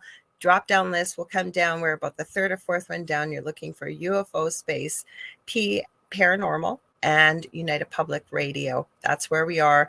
Lots of the shows are streaming over on the channel. So if you ever want to watch on your TV, you can. See, I told you I forgot something. That's what it was. I totally forgot that too until you said it. It is 8:50. Are we on that? Yeah, we are, because you guys, if you're enjoying what you're seeing, please stay tuned. It's the second night of the Outer Realm with the amazing Michelle DeRoche. She's got Canada's Most Haunted. We are streaming over there tonight too as well. And Amelia Pisano, they have Wednesdays and Thursday nights with their show right after ours tonight, and they are awesome. They always have great guests. Yes. Also, there was something else I was going to say, and I forgot what it was. It'll come back to me. My brain's going to find it. So where can they find you, David? Okay, if you guys want to know more about me or book a reading or anything like that, you can go to my webpage, which is the only place you can do that because I never DM people. That is imposters. It's theywhispertome.com. If you would like to find me on TikTok or Instagram, I'm under @medium David Hanzel. Also in my links there's special prices for readings. So if you're following me on TikTok, you'll find that in there. Also my YouTube channel and my Facebook group is called The Spirit Experience. And once again, just to remind you, join the Thing at the Foot of the Bed group on Facebook. When we get 200 people in there, we'll start doing some lives and having some fun, you guys. Okay, so I just want to remind people, because he said can't wait to get a reading. So David does go live on his TikTok quite a few times a week. And sometimes I join him if I get a chance. I'm crazy busy too. We've been so busy, yeah. But just so you know, it's not a full reading. It'll be like a one-question reading. We move pretty quick when we do it, but we can have a discussion. We can do all kinds of things in there, just so you know. But wanted to give you that reminder. Now, if you ever want to get a hold of me, you can get a hold of me on facebook.com/The Angel Rock. You want to book something, though, just message me. Just get a hold of me. It's Lorilei Potvin on Facebook, Messenger. I'm on every social media platform, either under The Angel Rock or Lorilei Potvin. Like, you can think of it, I've got it. And I will get your message. Kaysen was very smart. I didn't even know this. I have a website I don't give out because it has a long name. It needs to be revamped, and I want to go to a domain name, but it's under Wix, and I've signed up with the Wix app. He messaged me from there, so you can even get a hold of me that way. Oh, wow. Also, I have 2 groups on Facebook: Paranormal University for all things paranormal, the Angel Rocker Tribe for many of the spiritual things we talked about tonight, and also, what else do I want to say to you guys? Oh, my brain, I don't know where it's going, you guys. I haven't had anything to eat today. I think that's the problem. Oh, you better eat something. I do. So the Angel Rock will be back with you too on Monday nights, 6 to 8 p.m. Eastern Standard Time here on UPRN. And Kelly says I joined. Can't wait for the next episode. That's what I wanted to do. She reminded me, because I forget to say this. You guys, if you're just tuning in for the last minute or something and you think, oh, crap, I missed it, or sometimes Facebook makes it look like we're live and we're not, just know there is always a replay of our shows. Everybody on the network. So you can find us either on our network YouTube channel, a UFO Paranormal Radio. I back it up also on my YouTube channel, The Angel Rock. Dave, it's on yours. Yeah, yep. It's on yours, The Spirit Experience. But better yet, anywhere where podcasts and talk radio is carried, all of our shows are carried. So we're talking Spreaker, iTunes. We've got SoundCloud. That's what I was thinking. We've got Podbean, Spotify, you name it. We are carried there, and all of our shows are there. So you can always look up old shows, anything you like. So anyways, I think that's everything. So you guys, we love y'all. Oh, happy belated Valentine's Day if you celebrated. Happy Valentine's Day. And you guys remember to stay spooky and join our group. Yes. Or on Valentine's, whatever it is. Next coming up, St. Patrick's Day. No, that's right. Thanks for all being here. We'll have to do like a big show on leprechauns and elementals. Oh, we might. Yes, we could. And don't forget to tell us too if you guys got show ideas. That's what I was going to say. Book a reading. Yeah. I do mentoring and teaching, all kinds of stuff. You can message me privately. Let us know in the group. Message David. Nicole sent, I think it was for my other show, but if you guys have an idea, people have messaged us about topics, let us know. We'd really appreciate it, and we'd love to do it for you. Yes, absolutely. So, you guys, thank you for showing up tonight, and let's try to see if we can say it together anyway. Ready? Okay. 1, 2, 3. What's at the foot of your bed?